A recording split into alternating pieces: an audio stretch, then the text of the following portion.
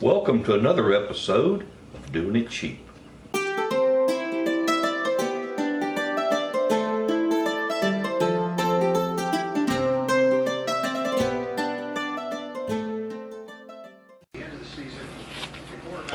Well, here's my biscuits. They come out of the oven. They didn't rise a whole lot. Like I said, that flour I'm using is it might be 2 years old. But they look good, they smell good. Now I'm going to show you how to make some good brown gravy. Anybody can make gravy with my technique. Okay, first of all, when I make my good brown gravy, I don't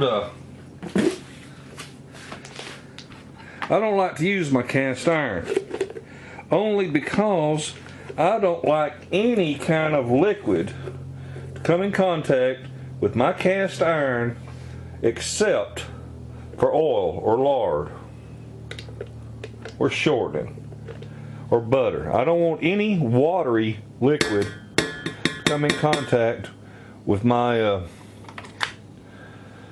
cast iron. Now, to make gravy, what you got to do is you got to have you some fat.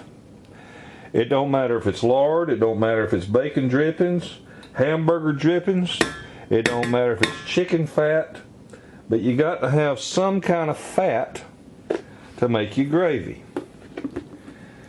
Now, to make it the easiest gravy you ever seen made, get you some kind of a container. It don't have to be a glass jar, but I don't throw away any containers that have lids. And what I'm going to do is I'm going to put some milk in here and a few tablespoons of flour. I'll be right back. Okay, I've got me some milk with about 3 tablespoons of flour in there. And all I'm going to do is shake it up. You'll see some people will add flour directly to their oil and get it browned, and then they'll add their liquid. Well, I found that the easiest, most reliable way is to go ahead and get that flour shook up in that milk. And by doing that, you won't get any lumpy spots. Alright? And I like a thick bottomed pan because it makes that heat spread more evenly.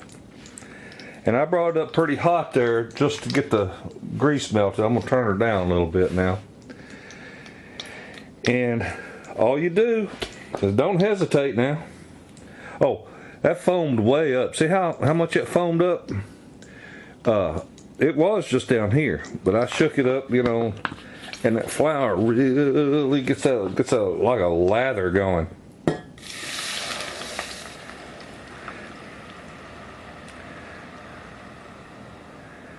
Now, I use a whisk. You don't have to use a whisk, but I use a whisk because it whips it better. And then you got to add your salt and pepper, ever how much you prefer. I'm going to put in about that much to get started. You can always add more, but you can't take it out. I boogered up a while ago. I was making a first batch of biscuits I made, and I sort of screwed them up. I said, no problem. I'll just make some gravy and go ahead and eat them. And I ended up putting way too much salt in it. Dogs like it though. Anyway, all you want to do is just keep that agitated. We're just wanting to cook that milk and flour and oil. And we're going to do this in real time. If it proves to be too long, I'm going to turn my heat back up because that was cold milk went in there. If it proves to be too long, I'll cut the video. Matter of fact, let's look at the timer. We'll see what the time is right here. Give you an idea. It's 2:38 in the afternoon, and we will see how long this takes. Of course, it'd be really good if I had some meat to put in there, maybe some ground up sausage, or heck, if I had some beef, I could make shit on a shingle. By the way, folks, that's how you make shit on a shingle. It's gravy and beef or sausage, and it's just dipped over toast. Had a bunch of it when I was a mess sergeant in the military. But you just want to get this, here it is, it's starting to boil now. Bring it to a boil and just keep working it so it don't stick to the bottom of the pan. Here's why, this is why I don't like to use my cast iron, because I'm constantly stirring and scraping, and I don't want to mess with my seasoning I've got on my skillet. Alright, come to a boil, I'm going to turn it back down to medium. I just want to maintain the boil, but I don't want to burn it. Now at any time you can quit. If you want a white gravy, there you go. As long as that flour's been cooked, it'll be alright. And of course you just take a piece of bread and taste it. And the longer you cook it, the darker it's going to get. If you like some good brown gravy, we just keep on stirring and keep on cooking. Well, it's 2:40, it's been 2 minutes. And technically we have gravy now. So that's how hard it is to make gravy. All I did is melt some oil in there, or lard. Melted some lard in a pan and poured some milk and flour that was shook up in there. Added me some salt and pepper. And that's it. That's gravy. But I'm going to keep cooking it because I like a brown gravy. I'm going to pour it over in biscuits. Talk about some good eating. Man, I wish I had me some sausage. So for all you people out there that ain't never made gravy before, now you know how. It's really easy. And for all you people out there that have made gravy, yeah, I know you got your way too. And I am more than happy to take comments and listen to how other people make theirs.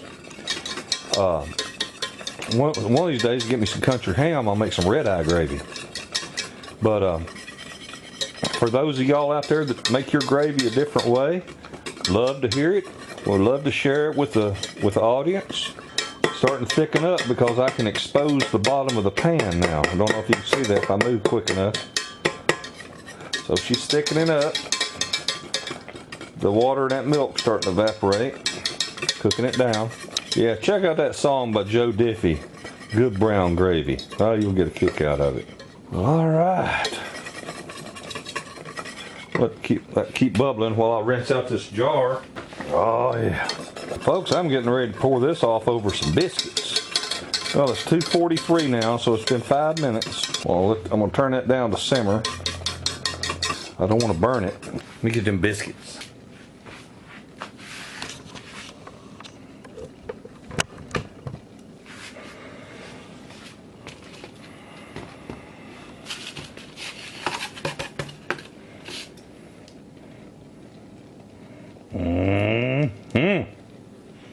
Oh, they smell good.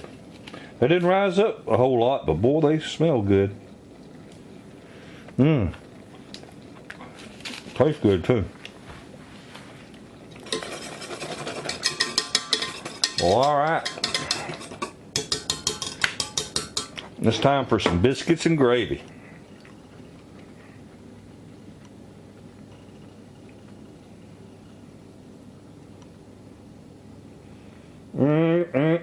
I'm just going to pour it all out on that plate.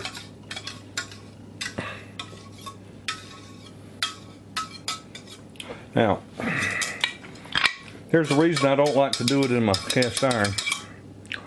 You get some of it might scorch, and that's just a pain in the butt to get off with a paper towel and salt.